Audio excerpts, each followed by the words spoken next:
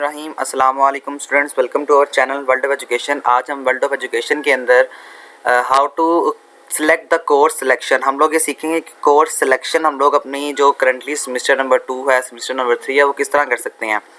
देखिए, सबसे पहले होम पेज पे आपका जो LMS होता है वो क्लिक होता है। होम पेज में नहीं, हम यहाँ पर जाएंगे कोर्स सिलेक्शन में। कोर्स सिलेक्शन में जाने के बाद आप क्या करेंगे, आप अपने कोर्सेज को देखेंगे। मैक्सिमम देखेंगे क्रेडिट और यहाँ पर 15 आपको बता रहा है और करंटली सेमेस्टर यहाँ पर 2 है। तो मैक्सिमम क्रेडिट होर का मतलब ये है कि आप वो सब्जेक्ट सिलेक्ट कर सकते हैं जिस पे आप क्या करें, मैक्सिमम क्रेडिट और आपके 15 होनी चाहिए, इससे ज़्यादा आप नहीं रख सकते। देखें, यहाँ पर क्रेडिट होर का जितना भी टोटल जो क्राइटेरिया वो आ रहा है, जिस तरह यहाँ पर CS 201 इंट्रोडक्शन टू प्रोग्रामिंग है, इसके क्रेडिट होर जो है वो 3 हैं। इसका मतलब ये है कि अब 15 में से 3 आपने निकाल दिए।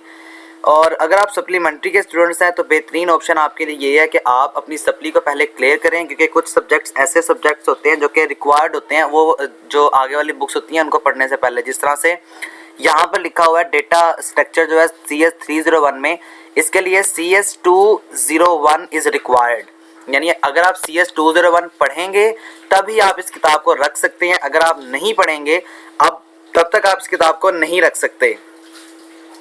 फिर उसके बाद यहाँ पर अब आप जो भी सिलेक्ट करना चाहते हैं कोर्सेज, जिस तरह यहाँ पर एक्शन ही है, अब यहाँ पर आपका मैंने ऑन किया हुआ था। अब यहाँ पर आप CS 201 को अगर आप सिलेक्ट करना चाहते हैं तब आप इसको यहाँ से क्लिक कर देंगे। क्लिक करने के बाद ये आपकी सिलेक्ट हो जाएगी कोर्स।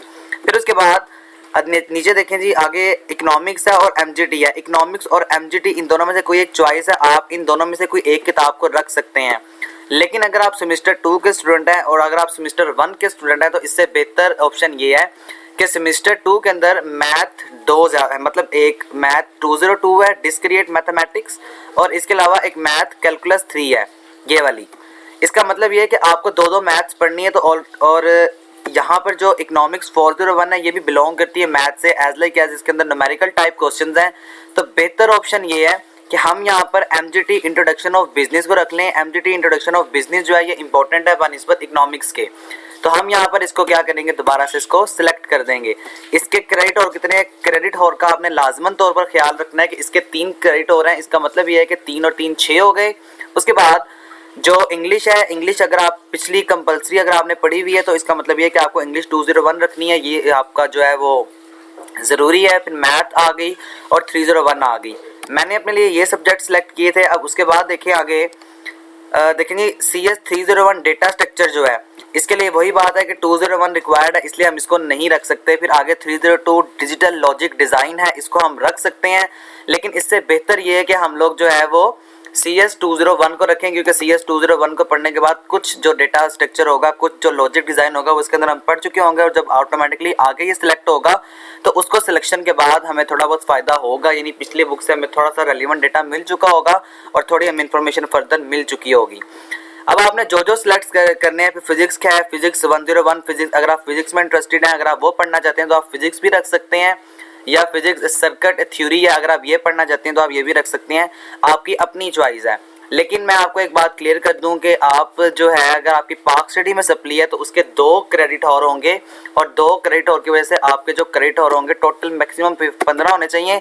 मिनिमम आप जितना मर्जी कर सकते हैं, ये आपकी अपनी मर्जी पर डिपेंड करता है। सिलेक्शन हो जाने के बाद आप 14 क्रेडिट और भी कर सकते हैं, 15 क्रेडिट और भी कर सकते हैं, इसके अलावा 11-12 भी हो सकते हैं।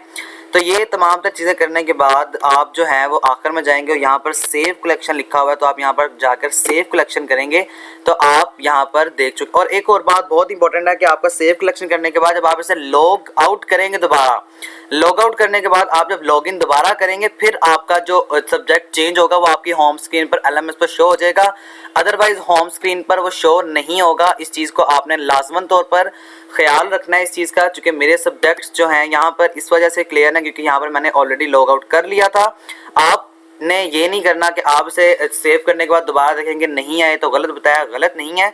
आप इसे लॉग आउट करेंगे, दोबारा जाने के बाद लॉग आउट करने के बाद आप इसे दोबारा लॉग इन करेंगे, पासवर्ड देंगे अपना। पासवर्ड देने के बाद आपके यहाँ पर जो जितने आपने सब्जेक्ट सेलेक्ट किए हुए हैं वो आपकी कंप्यूटर स्क्रीन पर शो हो जाएंगे।